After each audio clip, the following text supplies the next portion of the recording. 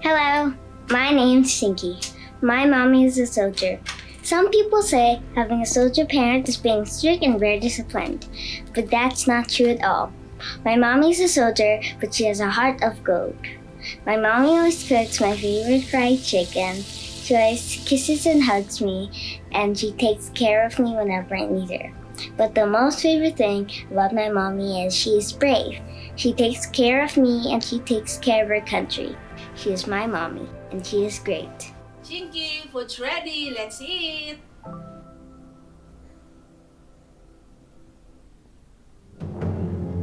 In a male-dominated field, women are victoriously crushing the standards and leading the Philippine Army into excellence. Not only have they become the stature of service and security for their country, but also their families' pillars of utmost love and endless empathy. In the headquarters Philippine Army, these military mothers unfold their chronicles of fulfilling huge roles as warriors of the nation and mothers to their families. This is just a proof of how strong a woman can be. My name is Ramona Palabricago. I am Catherine Esgulio II. I am Maria Teresa Lito Parcasio. I am Magdalena Lilia Ancheta Balani. I am Charmaine Tandok Amen. I became a mother noong 2011. I am married to Major Marjon Ray Gulye, and we have 3 sons. I became a mother when I got married after my 3 years in the service. I got married to Technical Sergeant Mauricio Balani and blessed with 4 daughters. I was longing din na maging civilian yung aking maging asawa dahil naranasan ko nung puro kami red alert. Kung ang maging asawa ko ay sundalo, pareho kaming hindi makakauwi ng bahay. Walang maiwan sa bahay, walang mag-aalaga ng mga bata. I got married to a businessman. 3 anak namin. Lahat sila ay nakatapos na. I married to Joselito Parcasio. We are blessed with 1 son, and he was born on August of 2000. I met my husband here in Finance Center, Philippine Army. We got married last January 2020, and I gave birth to my son during the pandemic, May 2020. I decided to enter the military service primarily because I need to help my family. So, being an organization that I know that I can find stability and security as to having a job and a career, I decided to join the military. I joined the Philippine Army in July of 1990. Joining the Army runs actually in the blood since my father is a soldier during the World War II. In September 1985, I applied as a member of the Armed Forces of the Philippines as a source of income and to help my family. I joined the Philippine Army in September 2017. It was the dream of my mother.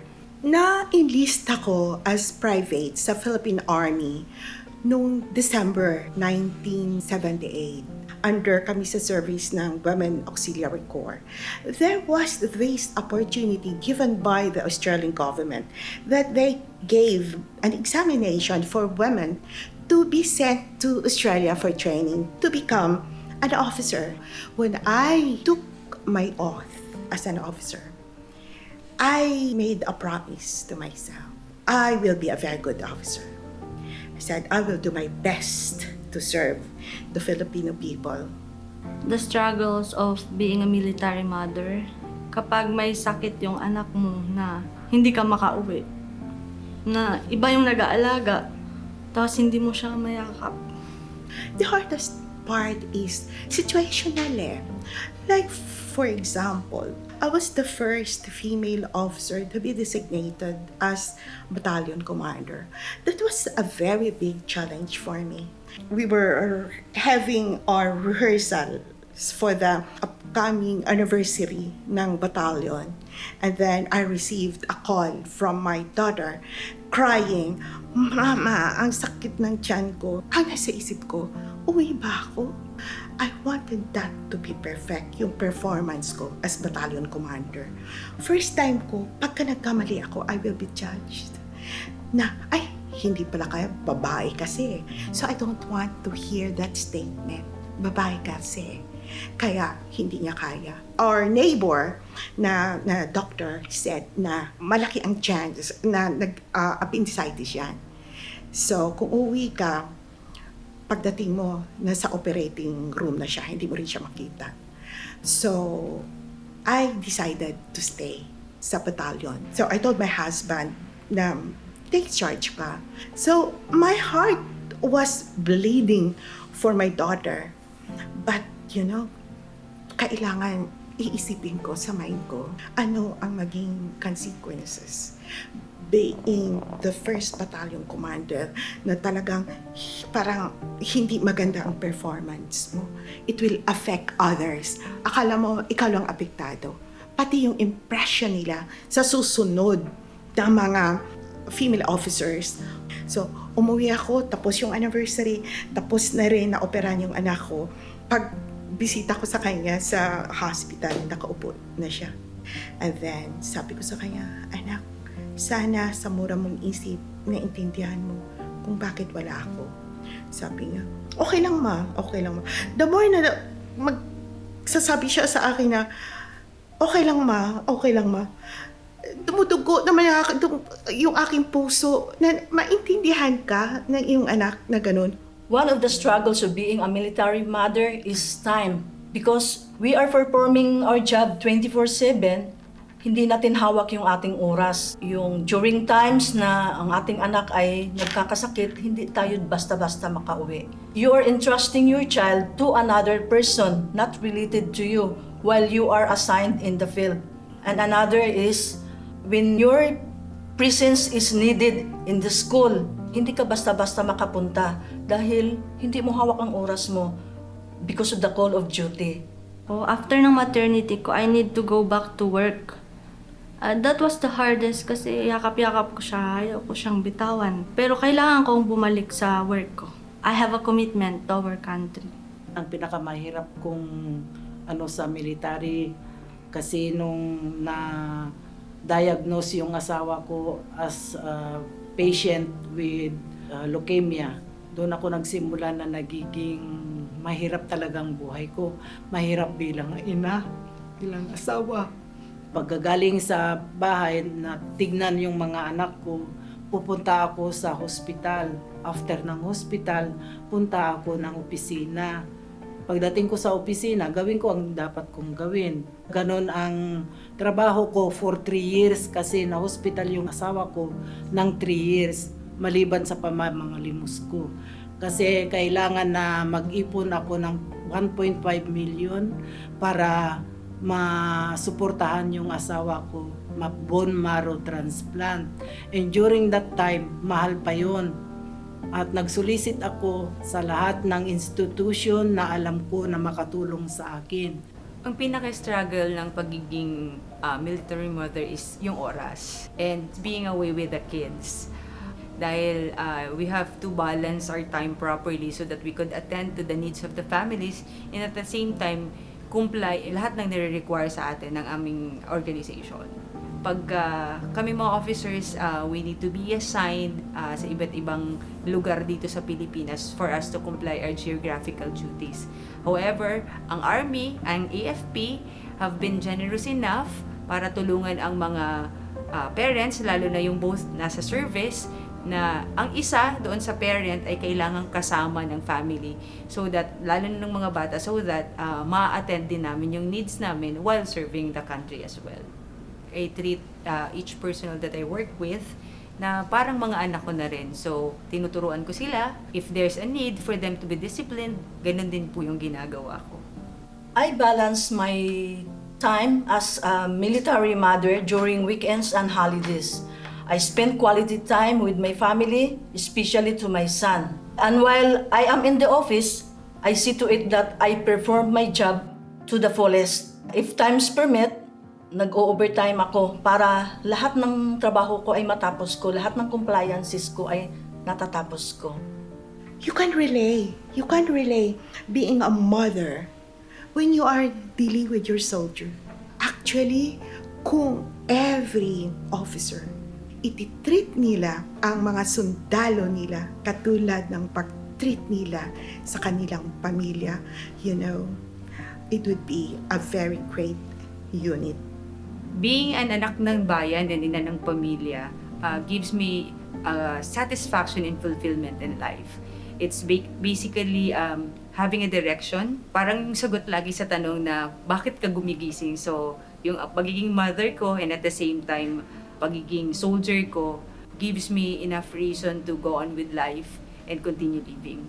So, pagka sa office lang naman din, it's 8 to 5. However, may mga times kasi na kailangan mag-duty for 24 hours and nako-complain naman natin yun kasi kailangan natawag ng tungkulin yun. So what I just do is just to make sure na yung kids ay maayos sa bahay, nakakain, nakatulog ng maayos. Phone call lang or kaya video call with them would do just to make sure that everything is okay at home. To secure our country and at the same time, mother ka, you really feel proud about it. Imagine, nagsiserve ka. It's very nationalistic. Iba siya Iba siya na trabaho. Mother ka na, patriotic ka pa, you're serving your country. I really feel honor and proud na nagsiserve ako sa ganong category. Serving and securing the country while being a mother is a very fulfilling and satisfying job. I would say that not everyone is given the opportunity to be in the service. So, I do my best to always perform excellently in my task and also, of course, be the best mother that I can be.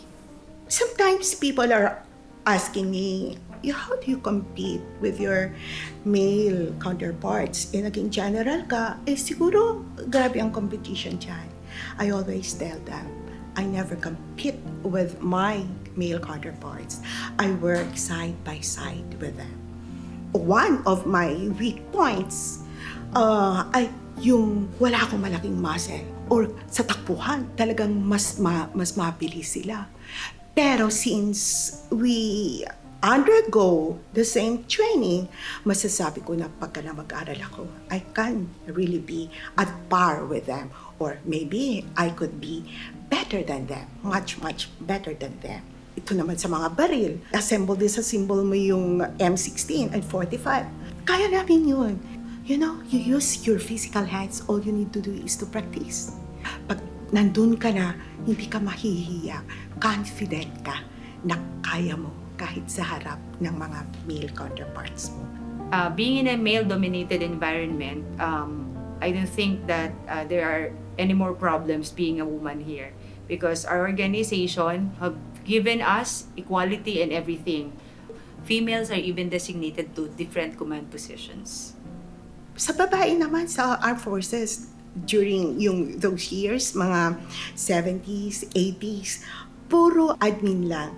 Not like now, na talagang, makikita mo, mayroon ng piloto, mayroon ng nagde-drive ng mga tanks, mayroon nagko-command ng artillery. Talking about regrets, being with the armed forces, I have none. If I will reincarnate, if I'll die and reincarnate again, I want to be with the armed forces. Because serving the country is a very noble and patriotic act. As a military mother, I never had regrets. I don't have regrets, and I will never have regrets. Because being a mother while being a soldier is the greatest blessing God has given me. I don't have any regrets of being a military mother.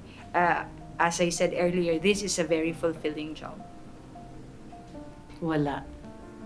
Dahil ang una, na-extend yung buhay ng asawa ko. Nagkaroon ako ng bahay. Napag-aral ko lahat ng mga anak ko. Nagkaroon pa ako ng sasakyan. Pensyonada na ako. Kaya masaya ako. I don't have any regrets of being a military mother because I would not be the person I am today if I am not in the military service. I am Private First Class Jeremy Tandok Amen, the first female soldier of our clan, and the only one who continued my father's military legacy. I am Second Lieutenant Magdalena Lilia Balani, retired. I am the first Women Auxiliary Corps soldier in the family. I am Senior Master Sergeant Maria Teresa Lito Parcasio, the first female Command Sergeant Major of Finance Center, Philippine Army. I am Major Catherine Sabado Gulia II, the first female Assistant Chief of Staff for Personnel G1 of the Army Signal Regiment. I'm Brigadier General Ramona Panabricago, retired, the first female Line General of the Armed Forces of the Philippines.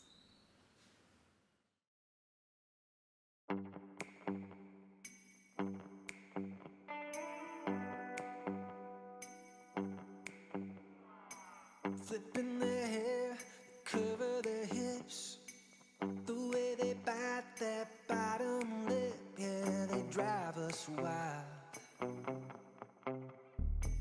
Quiet and loud, sexy and stubborn, they steal your heart, then they're stealing your covers, yeah, it's just their style. Sometimes it's hard living with them. When they're gone, it's easy to miss them. They make this crazy life worth living.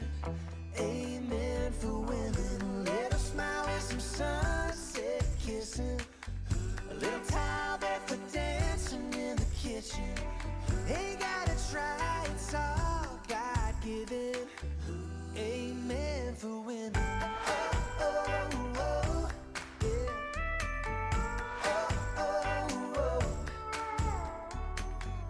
Listen with her heart, talk with their eyes.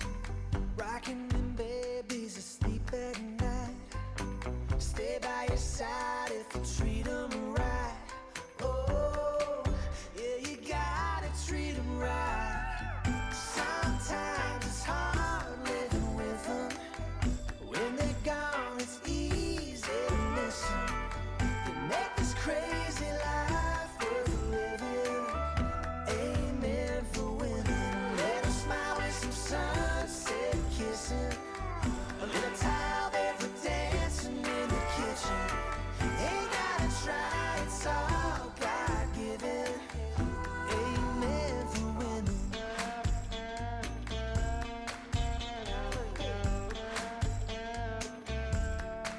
That's right.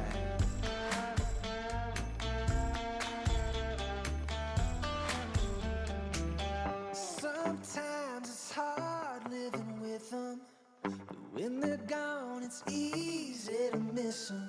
You can try to read